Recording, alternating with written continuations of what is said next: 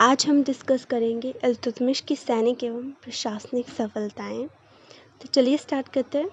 1211 ईस्वी में जब इल्तुतमिश सिंहासन पर बैठा तो उसके सामने गंभीर समस्याएं थी। इल्तुतमिश इन समस्याओं से घबराने वाला व्यक्ति नहीं था। उसने इनका सामना अत्यंत साहस तथा धैर्यपूर्वक किया।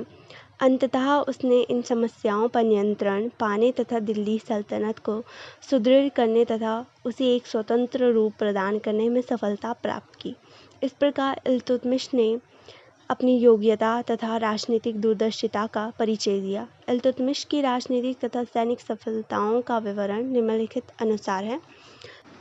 नंबर 1 है कुतुबी तथा मुअज्जी सरदारों के विद्रोह का दमन। इल्तुतमिश को सर्वप्रथम कुतुबी तथा मुअज्जी सरदारों के विरोध का सामना करना पड़ा। इन सरदारों ने, जो काफ़ी शक्तिशाली थे, इल्तुतमिश को अपना सुल्तान मानने से स्पष्ट इनकार कर दिया था। वे उसे राज्य सत्ता का अपहरणकर्ता मानते थे। अतः उसने जहांगीर खान के नेतृत्व में इल्तुतमिश के विरुद्ध विद्रोह कर दिया था। यह इल्तुतमिश की सत्ता के लिए एक बड़ी चुनौती थी। अतः उसने इन विद्रोहियों का दिल्ली के निकट जल नामक स्थान पर पूरी शक्ति से मुकाबला किया तथा उन्हें कड़ी पराजय दी। उसने बहुत से विद्रोहियों का वध कर दिया तथा शेष ने उसकी अधीनता स्वीकार कर ली। परिणाम स्वरूप इल्तुतमिश का दिल्ली, बनारस, बदायूं तथा अवध पर अधिकार सुदृढ़ हो गया। यह इल्तुतमिश की एक महान सफलता थी। इस कारण उसकी स्थिति काफ़ी सुदृढ़ हो गई। उसने अधीनता स्वीकार करने वाले सरदारों को राजधानी से दूर स्थित स्थानों पर नियुक्त किया ताकि वे पुनः इकट्ठे होकर विद्रोह न कर सके। नेक्स्ट है गजनी के ताजुद्दीन यल्दौस को पराजित करना। ताजुद्दीन यल्दौस इल्तुतमिश का एक खतरनाक शत्रु था। वह मोहम्मद गौरी का एक प्रसिद्ध सेनापति था। उसने 1206 ईस्वी में मोहम्मद गौरी की मृत्यु के पश्चात गजनी पर अधिकार कर लिया था। उसने भारत का सुल्तान होने की घोषणा भी की थी। अतः इस संबंध में उसने इल्तुतमिश को उसकी अधीनता स्वीकार करने का संदेश भेजा। इस संकट के समय में जब इल्तुतमिश अन्य समस्याओं में उलझा हुआ था, यल्दौस के साथ कोई झंझट मोल नहीं लेना चाहता था। अतः उसने कूटनीति और दूरदर्शिता का सहारा लेते हुए यल्दौस की अधीनता स्वीकार करने का बहाना किया। 1215 ईस्वी में ख्वारिज़्म के शाह ने गजनी पर आक्रमण करके यल्दौस को वहां से खदेड़ दिया था। अतः यल्दौस अपना भाग्य आजमाने भारत पहुंच गया। यहाँ उसने कुबाचा को पराजित कर लाहौर पर अपना अधिकार कर लिया था। यह दिल्ली सल्तनत के लिए एक घोर संकट का समय था। ऐसी स्थिति में इल्तुतमिश ने यल्दौस को अपना सुल्तान मानने से इनकार कर दिया। उसने एक विशाल सेना लेकर लाहौर की ओर प्रस्थान किया। तराइन के मैदान में दोनों सेनाओं में घमासान युद्ध हुआ। इस युद्ध में यल्दौस की कड़ी पराजय हुई तथा उसे बंदी बना लिया गया। उसे बदायूं भेज दिया गया, जहां उसका वध कर दिया गया। यल्दौस की मृत्यु के साथ ही प्रथम इल्तुतमिश के मार्ग का सबसे बड़ा पत्थर दूर हो गया। दूसरा, गजनी का सदैव के लिए भारत से संबंध विच्छेद हो गया। इस कारण दिल्ली सल्तनत को एक स्वतंत्र राज्य का दर्जा प्राप्त हो गया। निस्संदेह यह इल्तुतमिश की एक अन्य महान सफलता भी थी। तीसरा है मंगोलों के आक्रमण से साम्राज्य की रक्षा। अपने दो प्रबल प्रतिद्वंदियों पर विजय पाने के बाद भी इल्तुतमिश की समस्याओं का अंत नहीं हुआ था। वास्तव में उसे मंगोलों के रूप में अभी एक भयंकर तूफान का सामना करना था। मंगोल मध्य एशिया की एक बहुत ही बर्बर एवं खूंखार जाति थी। उनका नेता चंगेज़ खान था। वह मानवता का शत्रु था। उसने मध्य एशिया के अनेक राज्यों को रौंद डाला था तथा असंख्य लोगों को मौत की नींद सुला दिया था। वह जहाँ भी गया उसने वहाँ की सभ्यता तथा संस्कृति को समूल नष्ट करने का भरसक प्रयास किया। 1221 ईस्वी में मंगोलों ने ख्वारिज़्म के शाह अलाउद्दीन मोहम्मद को पराजित किया। उसका शहजादा जलालुद्दीन मंगवनी भागकर पंजाब आ गया। लाहौर पहुंचकर उसने इल्तुतमिश के पास अपना एक राजदूत भेजकर प्रार्थना की कि वह उसे अपने राज्य में शरण दे और मंगोलों से युद्ध करने के लिए उसे सहयोग दे। यद्यपि शिष्टाचार के नाते इल्तुतमिश को जलालुद्दीन मंगवनी को शरण प्रदान करनी चाहिए थी, परंतु चंगेज़ खान जैसे शक्तिशाली शत्रु को निमंत्रण देना खतरे से खाली नहीं था। मंगोल मंगवर्णी का पीछा करते हुए सिंध तक आ पहुंचे थे। इसके अतिरिक्त इल्तुतमिश दिल्ली सल्तनत को मध्य एशियाई राजनीति में नहीं उलझाना चाहता था। ऐसे संकट के समय में इल्तुतमिश ने दूरदर्शिता से काम लिया। उसने मंगवर्णी के राजदूत की हत्या करवा दी और उसे नम्रतापूर्वक संदेश भेज दिया कि भारत की जलवायु उसके अनुकूल नहीं है। भारत में कुछ देर भटकने के पश्चात मंगवर्णी स्वदेश लौट गया तथा उसका पीछा करते हुए मंगोल भी वापस लौट गए। इस प्रकार इल्तुतमिश ने अपनी कूटनीति तथा दूरदर्शिता से भारत के एक भयंकर संकट को टाल दिया। चौथा है नासिरुद्दीन कुबाचा की पराजय। नासिरुद्दीन कुबाचा मुल्तान, सिंध तथा उच्च का सूबेदार था। वह कुतुबुद्दीन ऐबक का बहनोई भी था। उसने आराम शाह तथा इल्तुतमिश के पारस्परिक झगड़े का लाभ उठाकर लाहौर, भटिंडा, कुहराम तथा सरसूती पर भी आधिपत्य कर लिया था। उसकी बढ़ती हुई शक्ति इल्तुतमिश के लिए किसी समय भी खतरनाक सिद्ध हो सकती थी। अतः इल्तुतमिश ने एक विशाल सेना के साथ 1217 ईस्वी में लाहौर पर आक्रमण कर दिया। इस युद्ध में कुबाचा की पराजय हुई तथा वह सिंध की ओर भाग खड़ा हुआ। इस कारण लाहौर पर इल्तुतमिश का अधिकार हो गया। इल्तुतमिश पंजाब में अपनी स्थिति सुदृढ़ किए बिना कुबाचा का पीछा नहीं करना चाहता था। अतः कुबाचा द्वारा इल्तुतमिश की अधीनता स्वीकार करने पर उसे छोड़ दिया गया। मंगोलों के स्वदेश लौटने के पश्चात कुबाचा ने पंजाब में पुनः अपनी शक्ति सुदृढ़ करनी आरंभ कर दी थी तथा 1227 ईस्वी में उसने लाहौर पर भी आक्रमण कर दिया। यह इल्तुतमिश के लिए एक चुनौती थी। अतः उसने कुबाचा पर 2 दिशाओं से आक्रमण करने की योजना बनाई। 1228 ईस्वी के आरंभ में एक सेना लाहौर से मुल्तान पर तथा दूसरी सेना दिल्ली से उच्च पर आक्रमण करने के लिए भेजी गई। यह सुनकर कुबाचा घबरा गया तथा सिंध में स्थित भक्कर दुर्ग में चला गया। परिणामस्वरूप मुल्तान तथा उच्च पर इल्तुतमिश का सुगमता से अधिकार हो गया था। अब उसकी सेनाओं ने भक्कर दुर्ग का घेराव कर लिया। अपने आप को सुरक्षित न पाकर कुबाचा ने संधि का प्रस्ताव रखा। इल्तुतमिश ने बिना शर्त आत्मसमर्पण की मांग की। कुबाचा ने इसे स्वीकार न किया। उसने वहां से भागने का प्रयास किया, परंतु वह सिंधु नदी में डूबकर मर गया। इस प्रकार इल्तुतमिश की एक बड़ी सिरदर्दी दूर हो गई।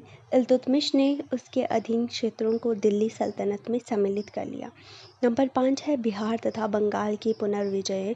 इल्तुतमिश के सिंहासन पर बैठने के समय अली मर्दान खां नामक एक खलजी सरदार ने बंगाल में अपनी स्वतंत्रता की घोषणा कर दी थी। अन्य समस्याओं में उलझे होने के कारण इल्तुतमिश उसकी ओर ध्यान नहीं दे सका था, क्योंकि अली मर्दान खां बहुत अत्याचारी शासक था। इसलिए उसकी 2 वर्षों के शासन के बाद 1212 ईस्वी में हत्या कर दी गई। अब हसामुद्दीन इवाज़ खलजी को बंगाल का नया शासक नियुक्त किया गया। उसने गयासुद्दीन की उपाधि धारण की। वह एक योग्य शासक प्रमाणित हुआ। शीघ्र ही उसने बिहार को भी अपने अधीन कर लिया। भला इल्तुतमिश उसकी बढ़ती शक्ति को कैसे सहन कर पाता। 1225 ईस्वी में इल्तुतमिश एक सेना के साथ इवाज़ के विरुद्ध बढ़ा। उसने बिना युद्ध किए इल्तुतमिश की अधीनता स्वीकार कर ली और उसने बिहार पर सुल्तान का आधिपत्य स्वीकार कर लिया। किंतु इल्तुतमिश के लौटते ही इवाज़ ने पुनः अपनी स्वतंत्रता की घोषणा कर दी। अतः 1226 ईस्वी में इल्तुतमिश ने अपने बड़े पुत्र नासिरुद्दीन महमूद को, जो अवध का सूबेदार था, बंगाल की राजधानी लखनौती पर अचानक आक्रमण करने का संदेश भेजा। इस आक्रमण में इवाज़ की पराजय हुई तथा उसका वध कर दिया गया। इस प्रकार बंगाल को दिल्ली सल्तनत में सम्मिलित कर लिया गया। नासिरुद्दीन महमूद को ही बंगाल तथा बिहार का सूबेदार नियुक्त कर दिया गया। दुर्भाग्यवश नासिरुद्दीन महमूद की आकस्मिक मृत्यु हो गई। यह स्वर्ण अवसर देखकर 1230 ईस्वी में बलका खलजी नामक एक सरदार ने लखनौती में इल्तुतमिश के विरुद्ध विद्रोह का झंडा गाड़ दिया। इल्तुतमिश ने इस विद्रोह को सख्ती से कुचल दिया तथा बंगाल में शांति की स्थापना की। इसके पश्चात इल्तुतमिश ने बिहार तथा बंगाल में 2 अलग सूबेदारों को नियुक्त किया। इन दोनों विजयों से इल्तुतमिश की प्रतिष्ठा में पर्याप्त वृद्धि हो गई। नंबर 6 है राजपूतों से युद्ध। कुतुबुद्दीन ऐबक ने अनेक राजपूत राज्यों पर विजय प्राप्त की थी, परंतु उसकी मृत्यु के पश्चात वे पुनः स्वतंत्र हो गए थे।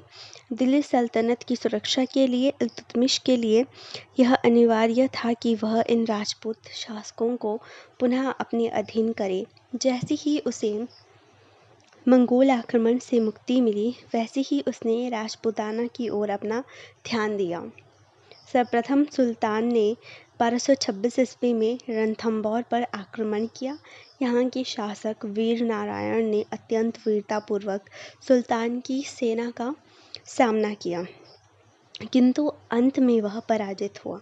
इस प्रकार इल्तुतमिश ने राजपूतों के सबसे शक्तिशाली दुर्ग रणथंभौर पर अधिकार कर लिया। इसके पश्चात इल्तुतमिश ने 1227 ईस्वी में परमार राजपूतों की राजधानी मंदसौर पर भी विजय प्राप्त की। 1228-29 ईस्वी में उसने जालौर, बयाना, अजमेर तथा नागौर नामक राजपूत रियासतों पर विजय प्राप्त की। 1231 ईस्वी में इल्तुतमिश ने ग्वालियर पर आक्रमण कर दिया। यहाँ के शासक मंगल देव ने लगभग 1 वर्ष तक शाही सेना का डटकर मुकाबला किया। अंत में उसकी पराजय हुई तथा वह दुर्ग छोड़कर भाग गया। इस प्रकार ग्वालियर पर इल्तुतमिश का अधिकार हो गया। 1233 ईस्वी में उसने कालिंजर पर अधिकार कर लिया। 1234 और 35 ईस्वी में इल्तुतमिश ने मालवा पर आक्रमण किया। उसने यहाँ के भिलसा तथा उज्जैन नगरों को खूब लूटा तथा मंदिरों को विध्वंस किया। इस प्रकार इल्तुतमिश राजपूतों के विरुद्ध अपनी शक्ति का दबदबा कायम रखने में सफल हुआ। इल्तुतमिश ने राजपूतों के विरुद्ध अग्रिम नीति अपनाई। निस्संदेह इस दिशा में उसने महत्वपूर्ण सफलता प्राप्त की। वह राजपूताना में दूर अंदर तक चला गया तथा हिंदू सरदारों द्वारा नवनिर्मित तुर्क की सत्ता को दी गई चुनौती का बहादुरी से सामना किया। सुल्तान के समक्ष समस्याओं को ध्यान में रखते हुए यह कहा जा सकता है कि उसकी सफलता किसी प्रकार भी कम न थी।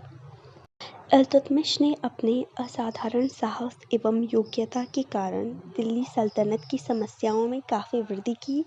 उसका राज्य उत्तर में हिमालय से लेकर दक्षिण में नर्मदा नदी तक तथा पूर्व में बंगाल से लेकर पश्चिम में सिंध तक फैला हुआ था। 7वां है खलीफा द्वारा मान्यता। इल्तुतमिश ने अपनी स्थिति को सुदृढ़ करने के उद्देश्य से बगदाद के खलीफा को उसके राज्य को मान्यता देने की याचिका दी। खलीफा को उस समय मुस्लिम जगत का नेता समझा जाता था। उसने 1229 ईस्वी में इल्तुतमिश की याचना को स्वीकार कर लिया। उसने इल्तुतमिश के राज्य को वैधानिक मान्यता प्रदान की तथा उसे नासिर अमीर उल मोमिन, मुसलमानों का प्रधान तथा खलीफा का सहायक की उपाधि से विभूषित किया। यद्यपि यह एकमात्र औपचारिकता थी, परंतु अनेक दृष्टिकोण से इसे इल्तुतमिश की एक महत्वपूर्ण उपलब्धि माना जा सकता है। खलीफा द्वारा मान्यता मिल जाने से प्रथम इल्तुतमिश की स्थिति और सुदृढ़ हो गई। दूसरा, वह दिल्ली का वास्तविक शासक होने के अतिरिक्त वैधानिक शासक बन गया। इस कारण इल्तुतमिश के उन सब विरोधियों को चुप हो जाना पड़ा जो अभी तक सुल्तान की सत्ता को चुनौती दे रहे थे। 8वां है प्रशासनिक सफलताएं। इल्तुतमिश प्रथम मुस्लिम शासक था जिसने दिल्ली सल्तनत की शासन व्यवस्था की ओर अपना ध्यान दिया। कुतुबुद्दीन तथा आराम शाह अपने अल्प शासनकाल के दौरान इस ओर अपना ध्यान नहीं दे सके थे। इल्तुतमिश ने अपने साम्राज्य को अनेक इक्तों में विभाजित किया। इक्ता का अर्थ है भूभाग, भूमि का वह भाग जो सुल्तान द्वारा किसी व्यक्ति को प्रदान किया जाता है। इस कारण साम्राज्य के दूरस्थित प्रदेशों को केंद्र के साथ जोड़ा जा सका। इक्तादारों जो कि इक्ता के स्वामी होते थे द्वारा अब सरकार के लिए भू राजस्व इकट्ठा करना आसान हो गया। इसके अतिरिक्त इक्तादार अपने अधीन प्रदेशों में शांति तथा व्यवस्था बनाए रखने के लिए भी उत्तरदायी थे। इक़्तिदार आवश्यकता पड़ने पर केंद्रीय सरकार को अपनी सेना से मदद भी पहुंचाते थे। इल्तुतमिश ने प्रशासन प्रबंध को कुशलतापूर्वक चलाने के लिए 40 तुर्क अमीरों की एक परिषद बनाई। इसे चहलगानी अथवा चालीसा के नाम से जाना जाने लगा। ये अमीर अत्यंत योग्य और सुल्तान के प्रति निष्ठावान थे।